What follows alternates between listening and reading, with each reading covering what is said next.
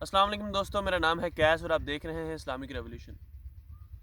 دوستو آج کی اس ویڈیو میں ہم جس نقطے کے بارے میں بات کرنے والے ہیں اس میں بعض علماء مخالف رائے رکھتے ہیں، لیکن کچھ علماء کا موقف اس میں درمیانہ ہے۔ دوستو ایک ایسی چیز جو یہود و نصارہ کے زیر اثر بنی، جس کا مقصد صرف مسلمانوں کو عبادات سے غافل کرنا تھا، ایک ایسی چیز جو نوجوان نسل میں خود سے زیادہ رائج ہو چکی ہے۔ دوستو آج کی اس ویڈیو کا ٹاپک ہے موسیقی، کہ اسلام میں موسیقی سننا حرام ہے، ساز اور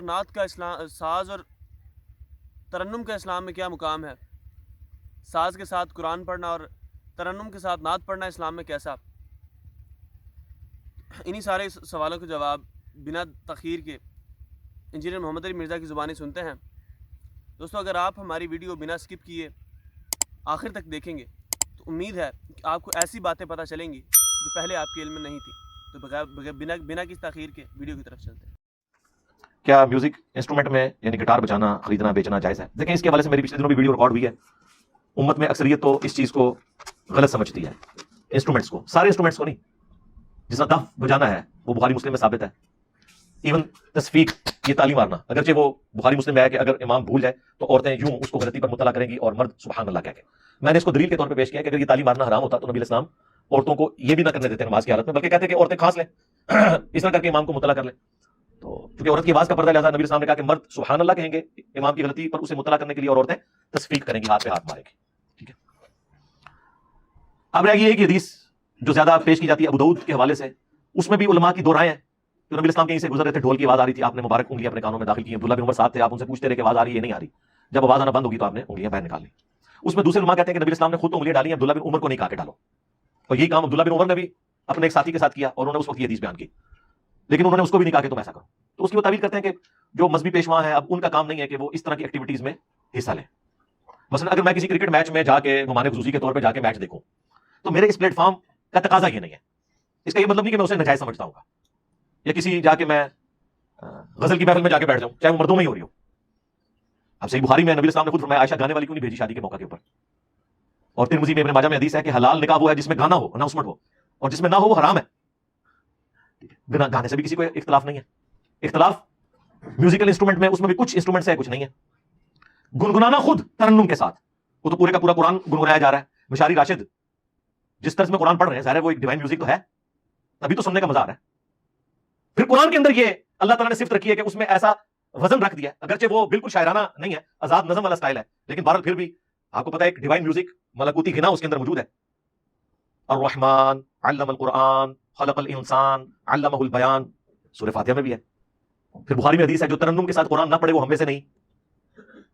صحیح بخاری میں ایک اور حدیث ہے کہ اللہ تعالیٰ سب سے زیادہ متوجہ ہو کر وقت کے پیغمبر کو سنتا ہے جب وہ اللہ کی کتاب کی تلاوت کر رہا ہوتا ہے۔ صحیح بخاری کے اندر ہے کہ نبی اسلام پہ جب یہ آیات نازل ہوئی انا فتحنا لک فتحا مبینا، جس میں حضور کو بشارت دی گئی تھی کہ ہم نے آپ کی اگلی پچھلی خطائیں یا آپ کہہ لیں اجتہادی غلطیاں جنہیں ہم گناہ نہیں کہتے معاف فرما دی ہیں، اور اسی کی بنیاد کے اوپر نبی اسلام پہ شفاعت کا دروازہ بھی قیامت کے دن کھلے گا۔ جب یہ آیات نازل ہوئی تو حضور ان آیات کو سواری پہ بیٹھ کے، وہ صحابی کہتے ہیں گنگنا رہے تھے، اور آج بھی مجھے یاد ہے کہ حضور اسے گنگنا کے پڑھ رہے تھے خوشی کے اظہار کے لیے۔ ایون یہ جس طرز میں قرآن پڑھا جاتا ہے، قرآن پڑھے بغیر بھی اس طرز میں آپ کیا گنگنا نہیں سکتے بغیر الفاظ کے، تو اسے کیا کوئی فتویٰ لگائے گا؟ ترنم تو ہے۔ تو میوزک کا ایشو نہیں، میوزیکل انسٹرومنٹس کا ایشو ہے۔ میوزک کو سارے مانے ہوئے ہیں اللہ کے فضل سے، ترنم سے پڑھنا، ناتے نہیں ترنم سے پڑھ رہے۔ پھر قوالیاں تو ساری انسٹرومنٹس کے ساتھ بھی ہو رہی ہیں، اور وہ کون لوگ کر رہے ہیں؟ جو کسٹوڈین بنے ہوئے دین کے کر رہے ہیں۔ کچھ اختلاف رکھتے ہیں لیکن کچھ کہتے ہیں نہیں وہ بھی ٹھیک ہے، ہم بھی ٹھیک ہے، ہم اس کو صحیح نہیں سمجھتے، ان کو غلط نہیں کہتے۔ تو یہ اتنا سادہ معاملہ نہیں ہے میوزک کے حوالے سے۔ باقی جو بےہودہ قسم کا میوزک ہے جس میں آپ سیکس کے حوالے سے لوگوں کو ابھار رہے ہیں، باغی بنا رہے ہیں، اس قسم کا میوزک اور گانے، یہ تو ظاہر حرام ہے۔ شادی بیاہ کے موقع کے اوپر ایسے گانے مرد مردوں میں، عورتیں عورتوں میں، اور ویڈیوز نہ بنے، پبلکلی باہر نہ آئے، ظاہر پھر بعد میں آپ کو پتا ہے اس کا ریونج آ جاتا ہے بھی غلط ہے۔ ظاہر ہے کہ گھر کی بہنوں اور بیٹیوں کی ویڈیوز تو نہیں باہر نکلنی چاہیے، وہ ایک معاملہ الگ ہے، وہ غلط ہے۔ باقی جو اس معاملے میں اتنی سختی نہیں ہے، سب سے زیادہ اہل حدیث سخت ہیں، تو ان کو تو ہم نے پھکی دی ہے کہ آپ کے جو سب سے بڑے امام ہیں اس امت میں، ابن حزم المحلہ کتاب لکھی ہے جنہوں نے، اور وہ اتنے بڑے امام ہیں کہ انہیں غامدی صاحب بھی اپنا امام مانتے ہیں، اور غامدی صاحب بعض اوقات جب بیٹھے ہوتے ہیں پیچھے المحلہ کتاب رکھی ہوتی ہے، بخاری مسلم نہیں ہوتی ہے، المحلہ رکھی ہوئی ہوتی ہے، ٹھیک ہے، کیونکہ وہ اس زمانے کے غامدی تھے، تھنک آؤٹ آف باکس کرنے والے۔ 5वीं सदी हिजरी के अंदर। बस ये 2 बड़े इमाम हैं इनके शुरू के लोगों में, एक दाऊद ज़ाहरी है 4वीं सदी में, 5वीं में ये इब्न हज़म है। इब्न तैमिया तो 728 में फौत हुए 8वीं सदी के अंदर। यानी वो समझ ले इब्न तैमिया का जो इब्न तैमिया है ना, बल्कि इससे भी बड़ा डिफरेंस वो इब्न हज़म है। वो तो ना सिर्फ इंस्ट्रूमेंट्स को जायज बल्कि इनकी खरीदो फरोख्त को भी जायज समझते हैं।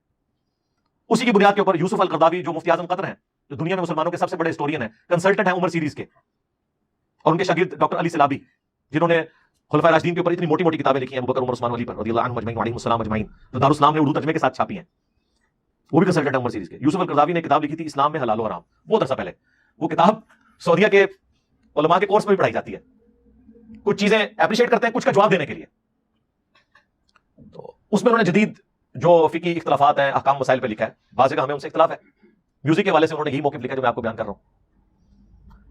फिर एक हदीस इनके पास लड़ाई जाती है सही बुखारी की कि कुर्बे क़यामत में ऐसे लोग होंगे जो रेशम को, अलाते मौसीकी को, इन चीज़ों को हलाल ठहरा लेंगे और अल्लाह ताला उनकी शक्लें बदल देगा, उन पर अजाब आ जाएगा। वो कहते हैं देखें जी ये उसको तो इब्न हज़म कहते हैं रवायत ठीक नहीं है, सही बुखारी की हदीस को हमारे नज़दीक वो रवायत ठीक है, लेकिन गांधी साहब ने देखा उसकी तावील बयान की, उन्होंने कहा मुतलकन तो इनमें से कोई चीज़ भी हराम नहीं है। क्या रेशम मुतलकन हराम है? औरत के लिए तो जायज़ और मर्द के लिए मुतलकन हराम नहीं है। सही मुस्लिम में हदीस है नबी इस्लाम ने 4 उंगली की चौड़ाई तक रेशम मर्द को भी इजाजत दी है इस्तेमाल करने की। खुद सही मुस्लिम में आता है नबी इस्लाम का जो कुर्ता था काला किसरवानी त्यालसी जुब्बा, जिसका धोवन साहब कराम शिफा के लिए लेके जाते थे, जब वो कुर्ता निकाला अस्मा बिनते अबी बकर ने, जो उन्होंने सईदा आयशा से लिया था, तो उसके ऊपर रेशम की गोट लगी हुई थी बकायदा सामने और इस जगह के ऊपर। इतना तो मर्द भी इस्तेमाल कर सकता है। इसी तरीके से निकाह एक जरिया है जिसके जरिए अल्लाह ताला उस मामले में भी एक टॉलरेंस देता है। तो गांधी साहब ने इसकी तावील की थी कि जो हराम के पॉइंट ऑफ व्यू से वो हराम है, हराम म्यूजिक हराम होगा, जहां पे मसला नहीं है वहां पे उसके ऊपर फतवा नहीं लगेगा। मैं इस हवाले से आपको पता है मैंने बहुत पहले भी वीडियो रिकॉर्ड करवाई थी, मैं हमेशा कहता हूं हम खुद सुनते नहीं है शौक से, किसी को तरगीब नहीं दिलाते, लेकिन इन तमाम बाउंड्रीज के अंदर जहां जहां कोई गुंजाइश है उसके ऊपर हम किसी के ऊपर फतवा नहीं लगाते। आप खुद देख लें, अगर अच्छी शायरी है सुन लें। अब जिस तरह उमर सीरीज में उन्होंने जो म्यूजिक डाला है वो वखरे जहां में बंदे को ले जाता है, उस म्यूजिक के बगैर तो उस फिल्म की सारी एक समझ लें रूहानियत खत्म हो जाती है।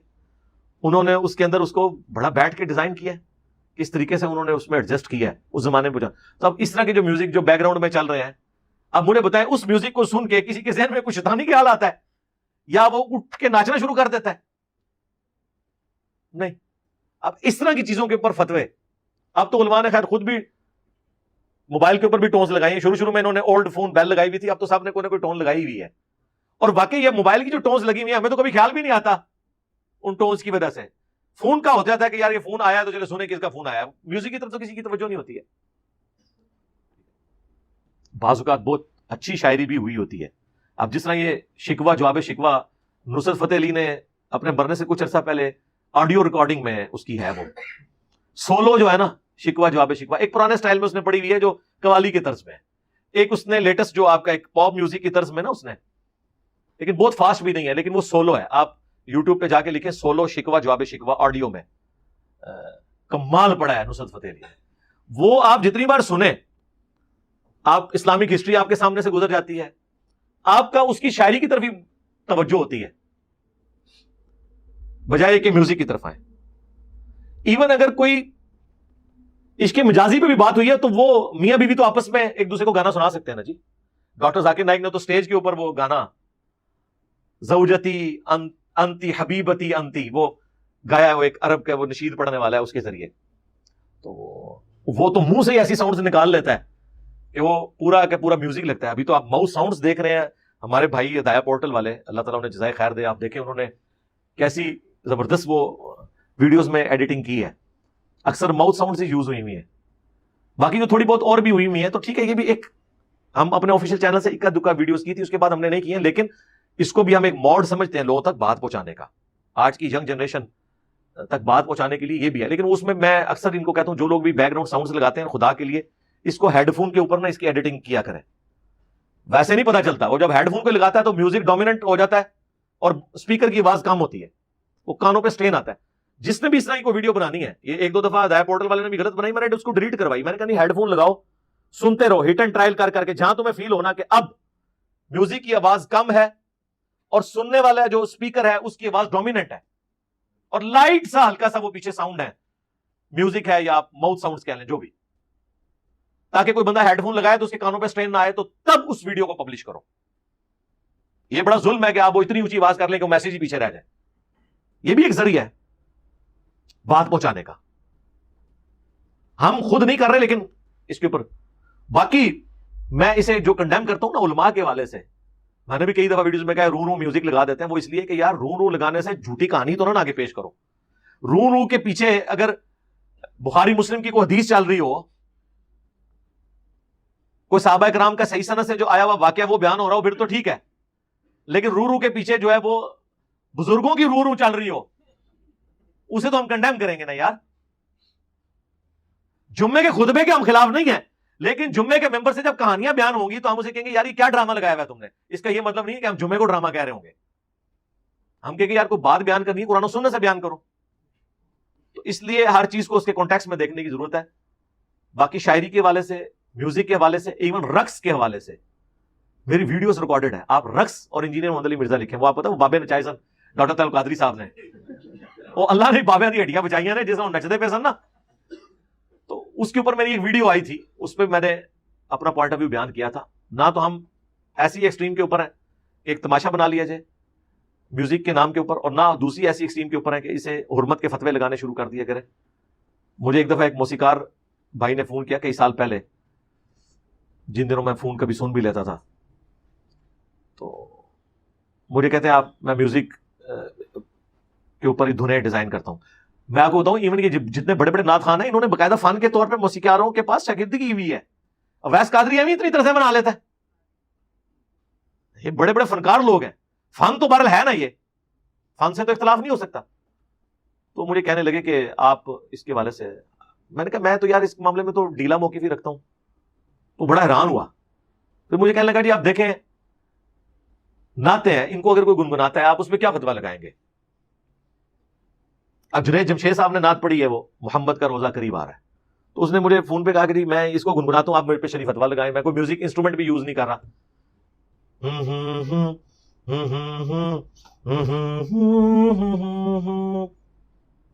کیا فتویٰ لگائے بندہ, نہ بانسری چلی, نہ سارنگی, نہ تبلا, نہ ڈھول, نہ ہارمونیم, کیا فتویٰ لگائے. ایون وہ بھی چلے اگلے اسٹیپ. یہ ہمارے وہ جو اسٹوڈنٹ ہے عاقب فرید جو نعتیں پڑھتا ہے, اب وہ بھی یہ سارے کام کر لیتا ہے. وہ آپ کو پتا پہلے ہے ہی وہ سنگر تھا, پاکستان آئیڈل میں بھی اس نے حصہ لیا ہوا ہے. جب وہ اسکول میں پڑھتا تھا اس وقت اس کی ویڈیوز جیو کے انٹرٹینمنٹ چینل کے اوپر آئی تھی. پھر بعد میں وہ نعت کی طرف آیا. بہرحال اس نے, اور دیکھ لیں یہ جتنے لوگ ہیں انہوں نے پھر باقاعدہ نعت کے فن میں پھر آگے اسی لیے گئے ہیں کہ ان کا بلڈ اپ اس فن سے ہوا. جس طرح ہم, اگر میں نے میکینیکل انجینئرنگ نہ کی ہوئی ہوتی تو مولویوں کی انجینئرنگ کیسے کرتا. ہاں وہ ایک فن سیکھا نا. قرآن و سنت کا تو علم ظاہر ہے وہ تو ہماری گھٹی میں بچپن سے ہی وہ سیکھتا رہا, لیکن اس علم کی برکت سے بھی ہم نے اس پورے ایشو کو ہینڈل کیا نا. اس طرح جو لوگ کسی فن کو جانتے ہیں بہرحال اس فن کو وہ یوز کرتے ہیں. اس لیے اس حوالے سے ہم یہی کہیں گے کہ یار نہ لوگوں کے اوپر فتویٰ بازی والا معاملہ کیا کریں, ترغیب ضرور دلائیں. کتنا کوئی سن لے گا, ایون گانے بھی کوئی کتنا عرصہ سن لے گا یار. تو دوستو امید کرتا ہوں کہ اس ویڈیو نے آپ کو علمی طور پر متاثر ضرور کیا ہوگا, اور آپ کے علم میں ایسی باتیں آئی ہوں گی جو آپ نے آج سے پہلے نہیں سنی, ایسی باتیں جو ہمیں بتائی نہیں گئی کہ موسیقی اسلام میں کیا مقام رکھتی ہے, شعر گانا اسلام میں کیسا ہے. دوستو اس کے بارے میں جب میں نے اپنے دوستوں سے کچھ بات کی تو مجھے ایک نئی بات سننے میں ملی. وہ یہ تھی کہ اس دور میں جو ساز کے آلات موجود تھے, حضور نے ان کے بارے میں زیادہ سخت رد عمل نہیں دیا. ایک دف کے بارے میں تو آیا کہ وہ جائز تھی. ہو سکتا ہے کہ آج کے دور کے جدید آلات اگر اس دور میں موجود ہوتے, ہو سکتا ہے کہ حضور اس کے بارے میں کچھ سخت رائے نہ رکھتے.